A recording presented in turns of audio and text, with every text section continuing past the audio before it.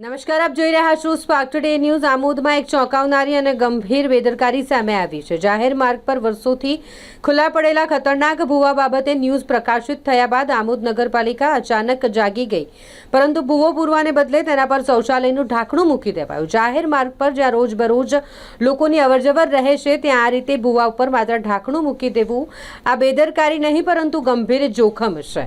સ્થાનિકોમાં ચર્ચા છે કે શું આ આમોદ નગરપાલિકા પાસે ભૂવા પૂરવા માટે કોઈ સ્પેસ ટેકનોલોજી આવી ગઈ છે?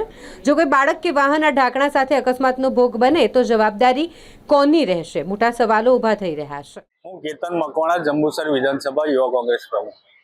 શું કહેશો, આજે જે ગામની અંદર ઠેર ઠેર જાહેર માર્ગોની ઉપર જે મસ્ત મોટા ભૂવાઓ પડ્યા છે અને નવી અત્યારે જે ટેકનોલોજી નગરપાલિકા લાવ્યું છે તે બાબતે શું કહેશો? હું એ જ કહીશ કે છેલ્લા એક મહિના અગાઉ મેં જાતે આમોદ નગરપાલિકાના ચીફ ઓફિસર સાહેબશ્રીને લેખિતમાં પણ અરજી આપી છે। તેમને મેં જણાવ્યું છે કે અતુલ બેકરી પાસે હોય, આ ગુજરાત મેડિકલ પાસે હોય, અવારનવાર રાહદારીઓ અહીંયાથી જતા હોય। ગઈકાલે પણ તમારા ન્યૂઝના માધ્યમથી સમાચાર પ્રસારિત થયા ત્યારે આ નગરપાલિકાએ ઉપર તમે જોઈ શકો કે હાસ્યાસ્પદ જેવું ખાલી ઢાંકણું લાવીને મૂક્યું છે। પણ નગરપાલિકાને અમે કહેવા માંગીએ કે આ સ્પેસ ટેકનોલોજી જે તમે આજે અપનાવી છે એની જગ્યાએ એને કાયમી ધોરણે કેવી રીતે નિકાલ લાવવું, કાયમી ધોરણે આનું સમારકામ કરવું, એ પ્રકારની કામગીરી કરો।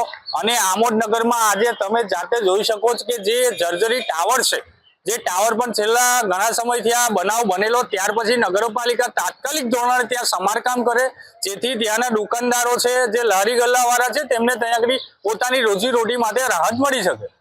ત્યારે તમારા જેવા નેતા લોકો લેખિત મૌખિક રજૂઆતો કરે છે અને નગરપાલિકા કામ કરતી નથી, તો પછી સામાન્ય નાગરિકની તો શું દશા થશે? અમે એ જ કહેવા માંગીએ છીએ કે જ્યારે અમે મહિનાથી રજૂઆત કરતા હોય તે છતાં પણ કોઈ નિરાકરણ ના આવતું હોય, જ્યારે અમારા માથા પરથી પાણી જતું હોય, ત્યારે લોકોના પ્રાણ પ્રશ્નો લઈને અમારે આક્રમક બનવું પડે, ત્યારે ખોટી ફરિયાદો કરવા માટે આ ટેવાયેલી છે અને ખોટી એફઆઈઆર પછી ફાટાવશે આ લોકો।